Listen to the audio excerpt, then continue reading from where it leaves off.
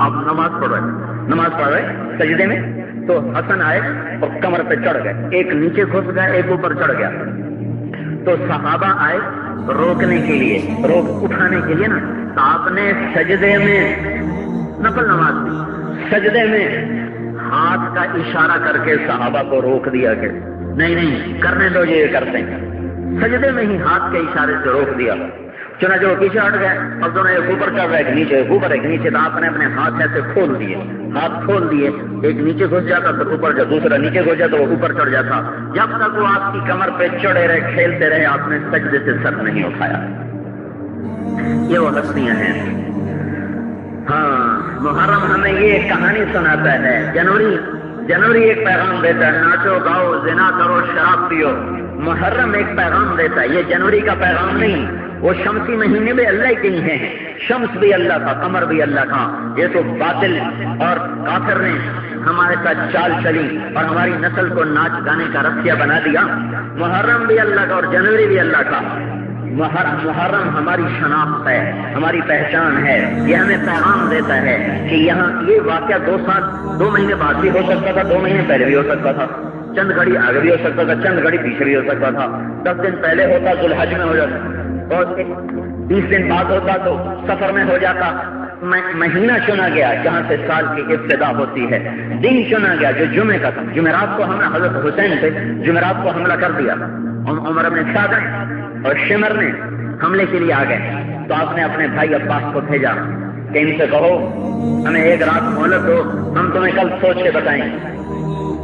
جمعرات کو عصر کے قریب وہ حملے کے لیے آ گئے، اور حسین رضی اللہ عنہ اپنے خیمے کے سامنے ایسے تلوار یہاں رکھ کے ایسے اونگ رہے تھے، اور اونگ میں نیند آئی، تو ایک دم آنکھ کھلی، ان کے شور سے آنکھ کھلی، کیا ہوا؟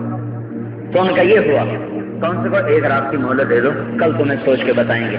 پھر فرمایا ابھی حضور آئے تھے، مجھے فرما رہے تھے آنے کی تیاری کرو، تم ہمارے پاس آ رہے ہو۔ ابھی اللہ کے نبی آ کر کہہ گئے ہیں تیاری کرو، تم ہمارے پاس آ رہے ہو۔ اور زینب رضی اللہ تعالیٰ عنہا رونے لگی زور زور سے،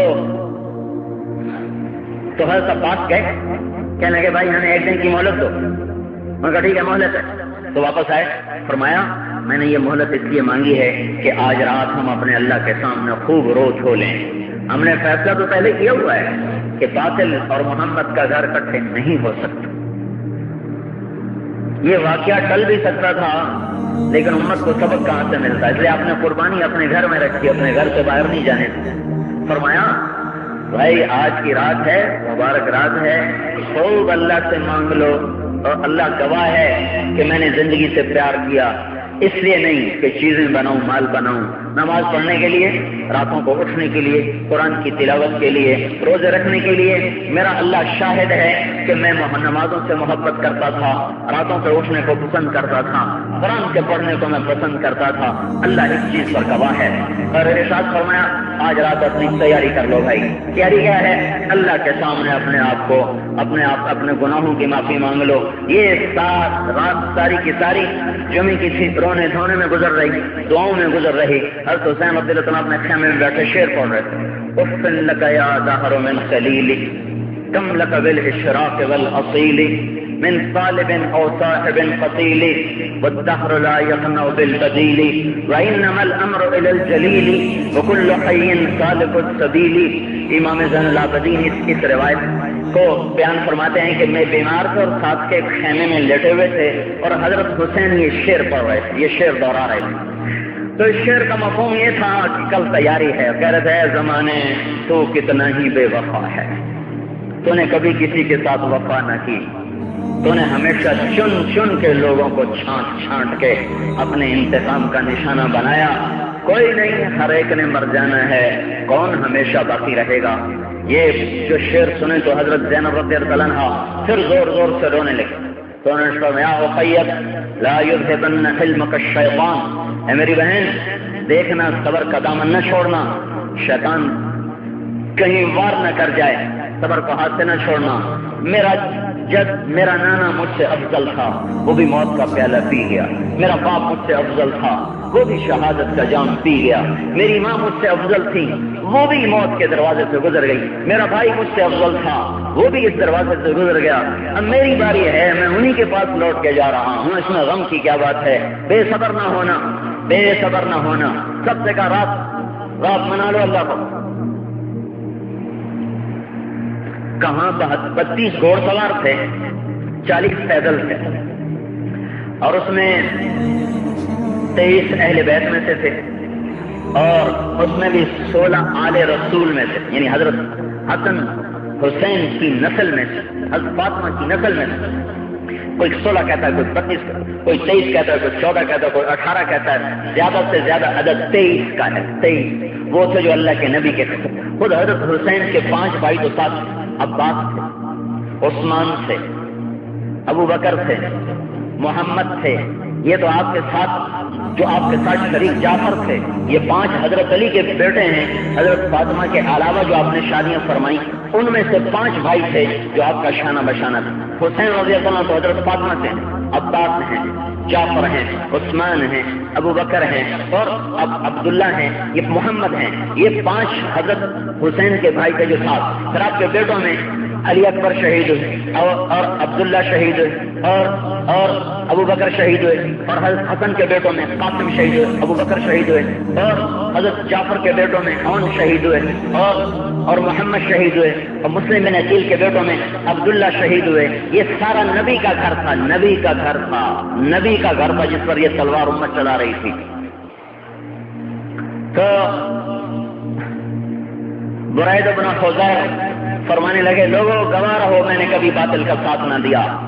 اب جب کہ میں 50 سے اوپر گزر چکا ہوں، نہ میں نے جوانی میں کبھی باطل کو چاہا، نہ جب کہ میری عمر ڈھل چکی ہے میں نے کبھی باطل کا ساتھ دیا۔ میں نے ہمیشہ حق کا ساتھ دیا، اور اللہ کی قسم آج ہمارے اور جنت کی حوروں میں صرف اتنا فاصلہ باقی ہے کہ یہ عراق کوفے والے آئیں اور ہم پر چڑھائی کر دیں، ہمیں قتل کر دیں، اور ہم جا کر جنت میں اللہ کے نعمتوں میں کہ دسترخوان پہ جا کے بیٹھ جائیں اور جنت کی حوروں کو گلے لگا لیں۔ یہ بس اتنی دیر باقی ہے، اتنی دیر باقی ہے۔ حضرت حسین رضی اللہ عنہ نے دائیں طرف کھڑا کیا زہیر بن القین کو، اور بائیں طرف کھڑا کیا حبیب بن مطہر کو، اور درمیان میں اپنے بھائی کو کھڑا کیا حضرت عباس کو درمیان میں کر، جن کو علمدار کے جن کے ہاتھ میں جھنڈا تھا۔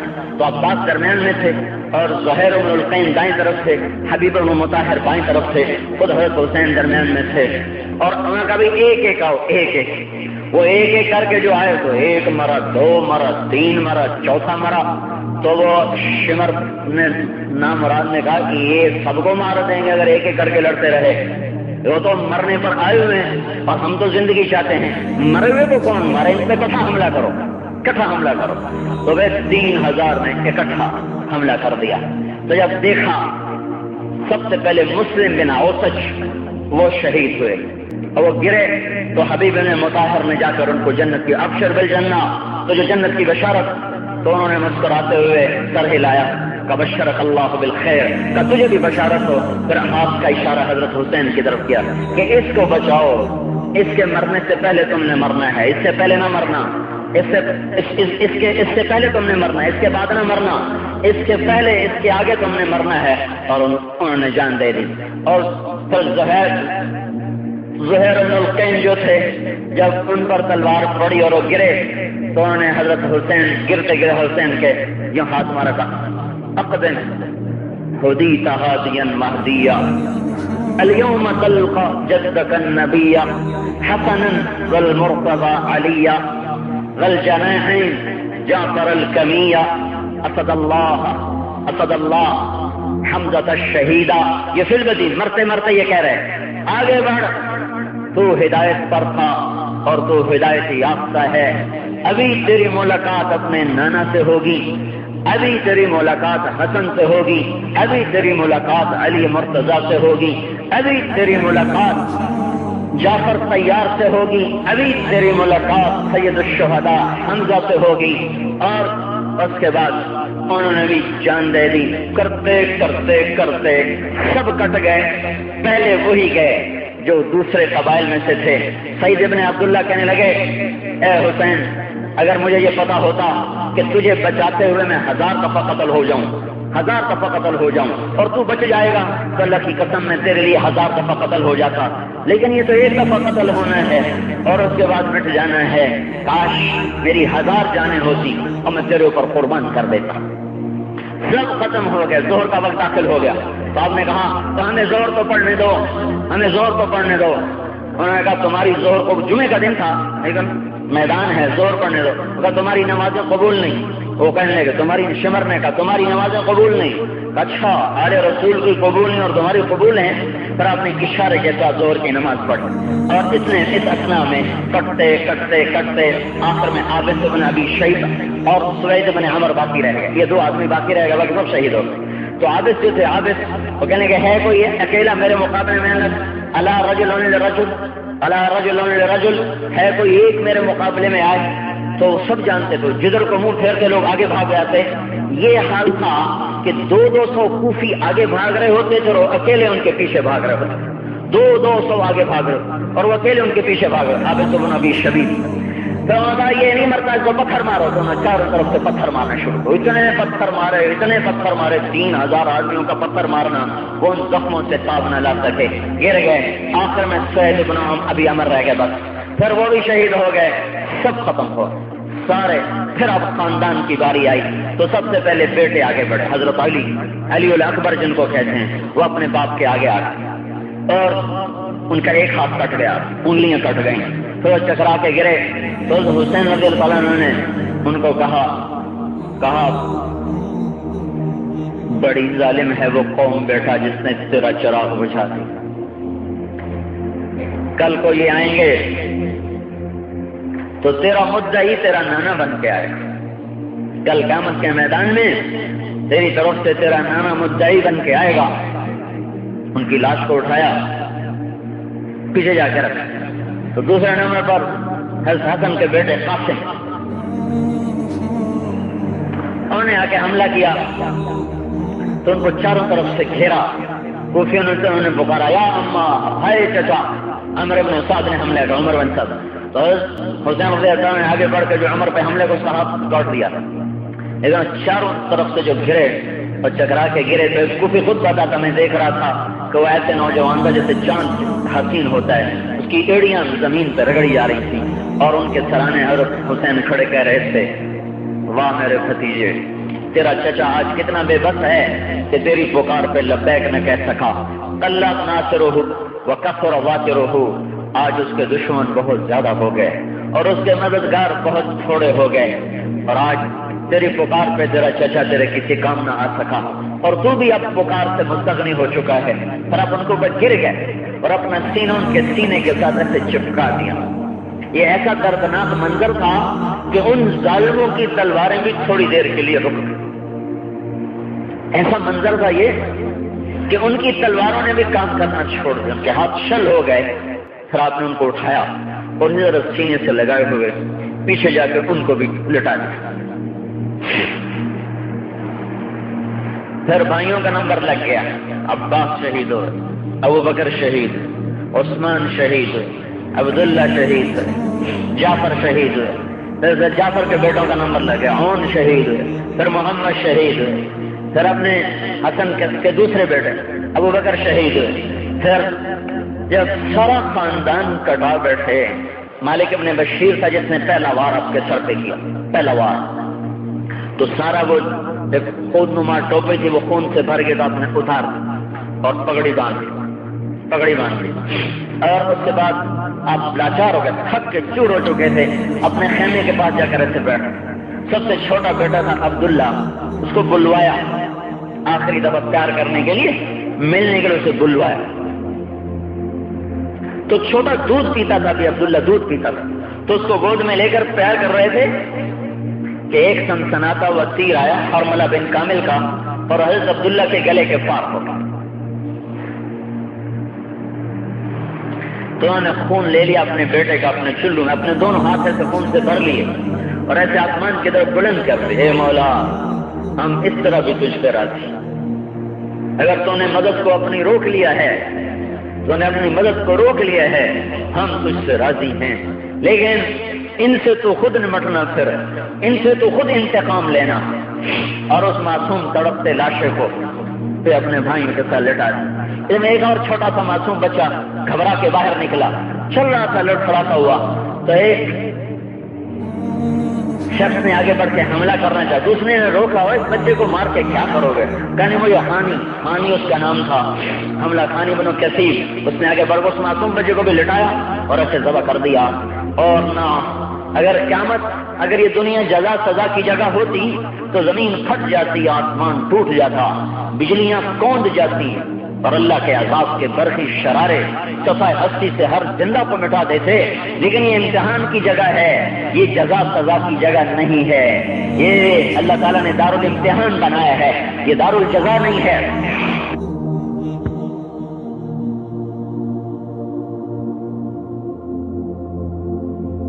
یہ مچھر کا پر ہے، یہ مکڑی کا جالا ہے، یہاں حق بھی ہے، یہاں باطل بھی ہے، سچے بھی رہیں گے، جھوٹے بھی رہیں گے، زانی بھی رہیں گے اور پاک دامن بھی رہیں گے، بدکار بھی رہیں گے اور اللہ کی نیکی کے شاہکار بھی رہیں گے۔ یہ اسی طرح میدان گرم رہے گا یہاں تک کہ وہ دن آئے گا، وجاء ربک والملک صفا صفا وجیء یومئذ بجہنم یومئذ یتذکر الانسان وانى له الذکری یقول یا لیتنی قدمت لحیاتی فیومئذ لا يعذب عذابہ احد ولا یوثق وثاقہ احد۔ وہ دن آ رہا ہے جس دن اللہ آئے گا، فرشتے آئیں گے، جہنم آئے گی، جنت آئے گی، پلسرات آئے گا، ترازو آئے گا، کھڑا الگ ہو جائے گا، چھوٹا الگ ہو جائے گا۔ وامتازوا اليوم ایھا المجرمون، اے مجرمین کی جماعت آج الگ ہو جاؤ۔ وہ دن اللہ نے رکھا ہے، اس لیے کربلائیں آتی رہیں گی اور یہ فصل بہار، ہماری بہار ہمارے ہی خون سے سبزہ اختیار کرتی ہے، زمین کی خشک گھاس پانی سے سبز ہوتی ہے اور اس امت کے صحراؤں میں بہار کربلاؤں سے آتی ہے۔ پاک دامنوں کے خون کے چھیڑے ہیں جو سپرے کا کام دیتا ہے، ان کے بوٹیاں ہیں جو کھاد کا کام دیتی ہیں، ان کے خون کا نالیوں میں بہنا ہے جو یہاں باغ و بہار کے وجود میں آنے کا ذریعہ بنتا ہے۔ ہمارے لیے مر جانا کوئی ناکامی نہیں، ہمارے لیے کوئی عیب نہیں۔ اب الموت تخوفنی، حضرت حسین نے کہا تھا شمر سے، اب الموت تخوفنی، مجھے موت سے ڈراتے ہو، مجھے موت سے ڈراتے ہو، کس سے بات کر رہے ہو؟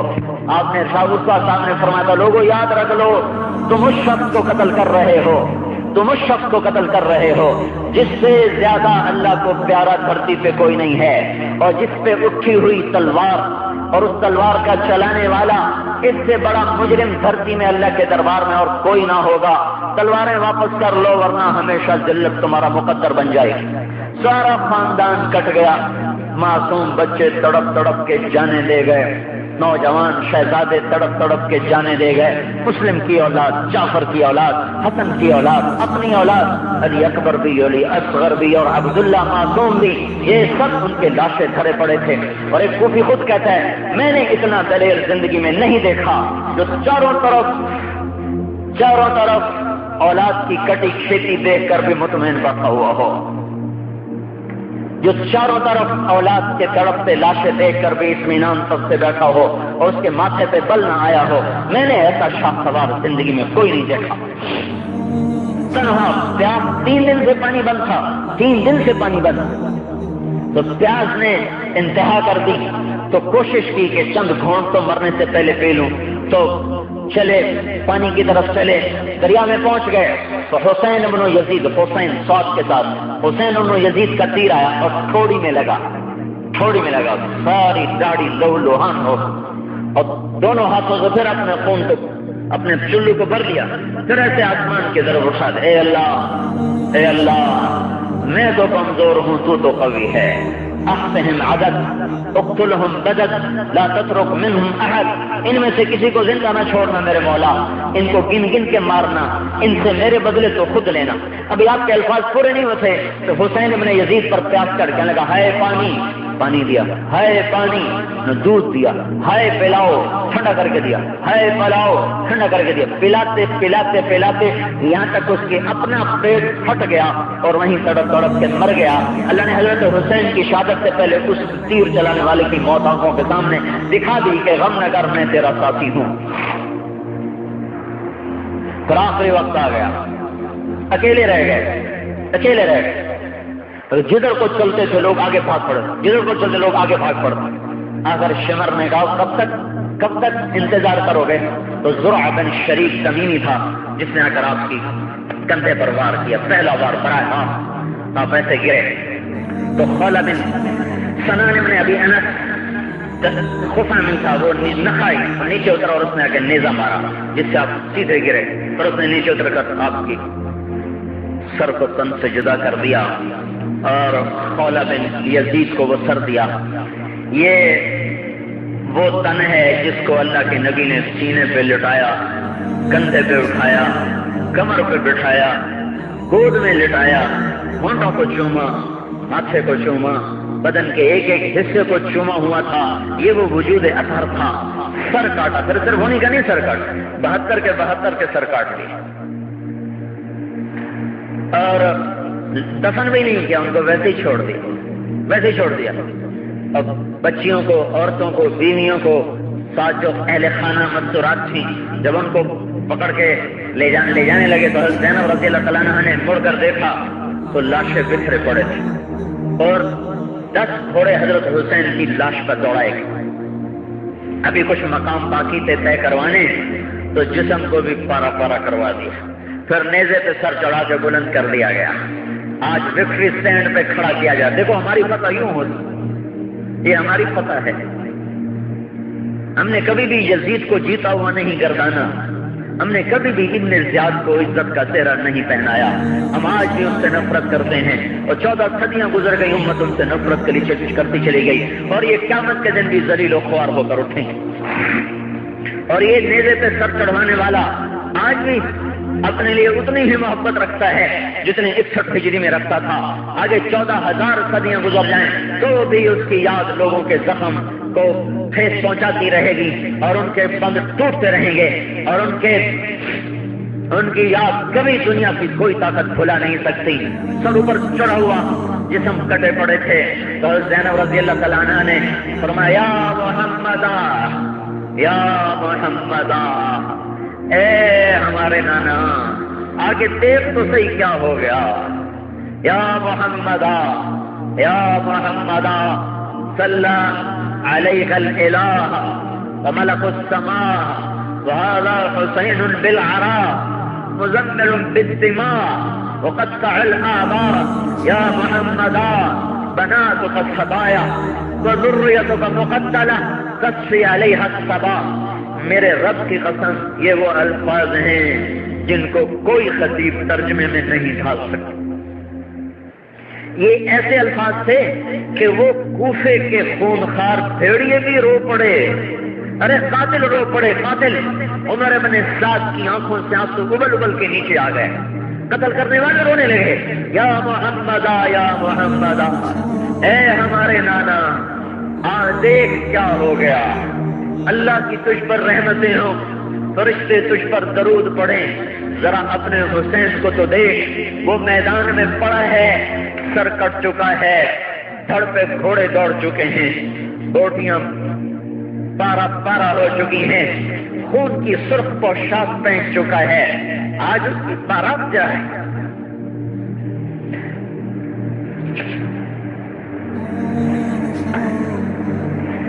سرخ جوڑا پہنایا جاتا ہے, ہاتھ پیلے کیے جاتے ہیں. آج حسین کی بارات جا رہی ہے. آج وہ دولہا بن کے آیا ہے, گلاب کے پھولوں کا سہرا اس نے سجایا ہے, گلابی پتیوں کا لباس اس نے پہنا ہے. مزمل بالدماء, دیکھ اپنے بیٹے حسین کو, دیکھ اس کے کٹے ہوئے اعضاء دیکھ. مقطع الاعضاء, اس کا بکھرا ہوا سر دیکھ. یا محمد, اے ہمارے نانا, بنا تو کل ستایا. آج تیری بیٹیاں قید ہو گئی. ذریتوں کا مقتلہ, دیکھ اپنے گھر کے بچوں کو دیکھ, کیسے معصوم عبداللہ کٹا پڑا ہے.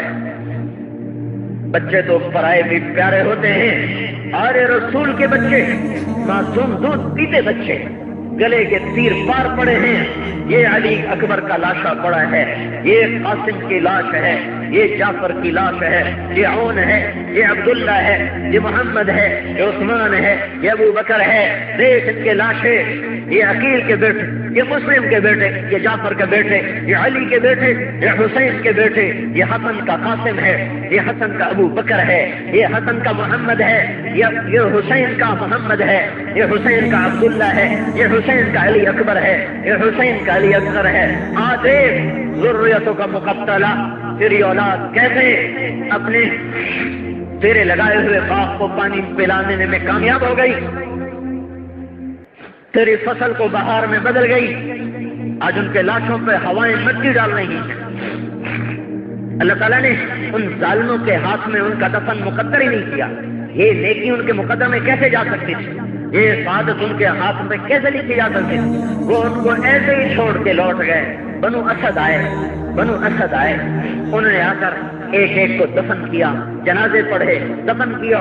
عمر ابن سعد کو پتہ چلا کہ ان کو دفن کر دیا گیا، قبریں بنائیں گے، اس کے اوپر پانی چھوڑ دیا، 40 دن پانی اوپر کھڑا رہا، 40 دن قبروں کے نشان مٹ گئے۔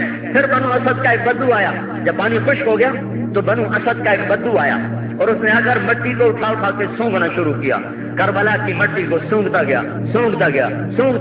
ایک جگہ پہنچ کر اس کی چیخ نکلی، کہا ہے یہ ہے حسین کا محبوبہ ہوا باغ، یہ ہے اس کی قبر جس کے روئیں سے خوشبو پھوٹ رہی تھی، یہ ہے حسین کی قبر۔ اس نے خوشبو سے پہچانا۔ اللہ پہ مرنے والے بھی کبھی مرا کرتے ہیں، حکومتوں پہ مرنے، یزید مر گیا، ابن زیاد مر گیا، سخت لے کر بھی مر گیا، مال لے کر بھی مر گیا، شمر مر گیا، اور یہ اللہ کے نام پر مر کر بھی جی اٹھے۔ 1434 سال ہو گئے ہیں، آنسو تھمنے کا نام نہیں لیتے، غم رکنے کا نام نہیں لیتا۔ لیکن میرے بھائیو، کسی کو فرصت ہو اپنی تاریخ پڑھنے کی، انہیں تو ڈائجسٹ پڑھنے سے فرصت نہیں ہے۔ پڑھا کرو اپنے بڑوں کی تاریخ، کس طرح اس باغ کو پانی دے کر گئے، کیسے اپنی زندگیوں کو قربان کر کے گئے۔ یہ نیزے پہ اٹھایا گیا سر، شہر کی گلیوں میں پھرایا گیا، پھر کوفے کے بازاروں میں لایا گیا، پھر ابن زیاد کے سامنے رکھا گیا۔ اس نے ایسے چھڑی ماری منہ کے اوپر، ایسے ہونٹوں پر چھڑی ماری، تو حضرت انس اور حضرت زید بن ارقم دونوں کے بارے میں آتا، تو زید بن ارقم کھڑے ہو کہنے لگے، ظالم اس چھڑی کو ہٹا لے، میں نے یہاں اللہ کے نبی کے ہونٹوں کو لگتے ہوئے دیکھا ہے۔